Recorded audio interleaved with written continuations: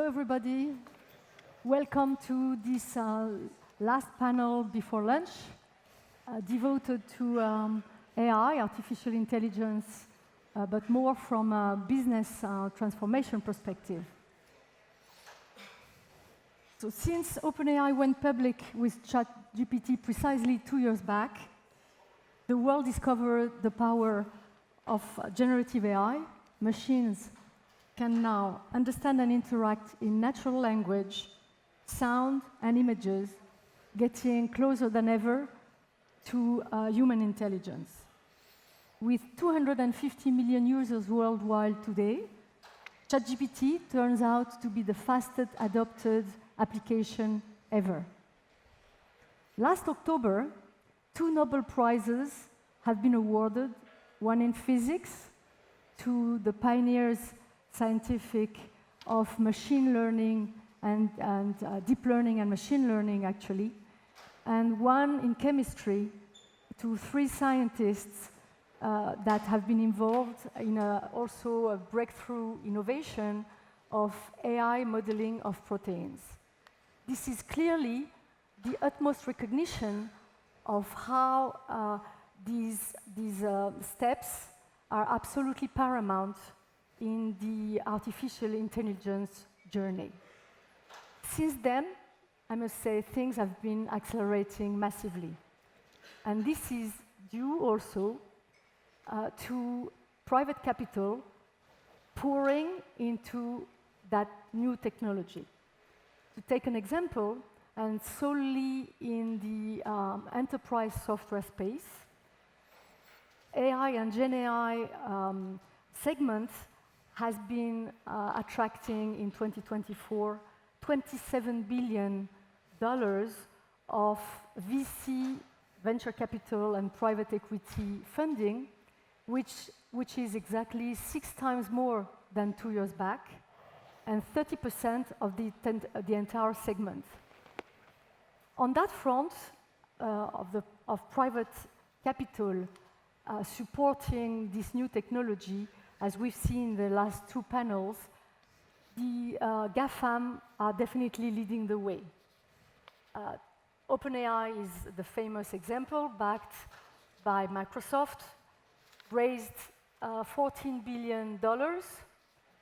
In the last round, $6.6 billion, and is valued $157 billion.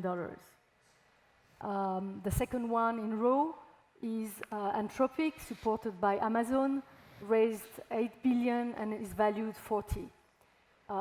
In parallel, of course, Meta and Google are developing their own models, but they are not the only game in town. Just on the US front, 44 startups in 2024 have raised more than $100 million, which gives a sense of how buoyant this segment and this space is. These record fundings are underpinned by an unprecedented expectation of value creation. Bloomberg analysts are predicting that artificial intelligence market would be worth $1,300 billion by 2032, about half of French GDP and 3 times more than the luxury market, 3 times as big, I must say. So for sure, and we had examples over the last 2 panels, generative AI is transforming our lives, the way we work, warfare, but also across the board, research and development. It's boosting research and development, which is a factor acceleration of innovation itself. To take the example that is the most promising, I mentioned the AI modeling of proteins before, but on the new therapies, generative AI is opening new ways and promising for personalized medicine, which is one of the hopes, okay? For business leaders, generative AI is expected to bring the next frontier of automation and productivity. No doubt that, and no surprise, that in our Capgemini Research Institute latest survey, GenAI appeared as being an item on board agenda for 96% of respondents. If we now deep dive on enterprise level, the co-pilots and assistants are promising to turn workforce into augmented employees. And in this session, we'll take a look at precisely 3 examples illustrating that factor.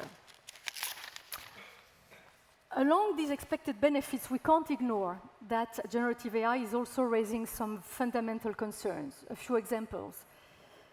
The fact that scientists signed an open letter in 2023 urging for a pause on AI research and the development of ethics and regulation resonates with an unprecedented fear about tech singularity, an hypothetical point where computers would transcend human intelligence.